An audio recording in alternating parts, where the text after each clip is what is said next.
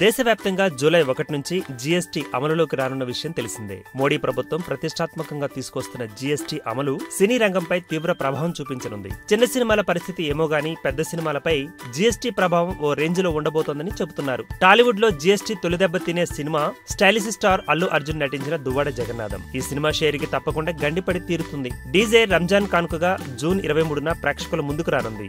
Release అయిన ఓ వారం తర్వాత డీజేపై జీఎస్టీ ప్రభావం పడనుంది. ఈ ప్రభావం నుంచి బయటపడాలంటే టికెట్ ధరలు పెంచడం ఒకటే మార్గం. టికెట్ ధర పెంచితే ప్రేక్షకులు ఒప్పుకునే పరిస్థితి లేదు. ఆ మేరకు అనుమతి ఇచ్చేందుకు ప్రభుత్వం సానుకూలంగా లేదు. దీంతో స్టార్ హీరోల సినిమాలకి జీఎస్టీ కష్టాలు మొదలవనున్నాయి.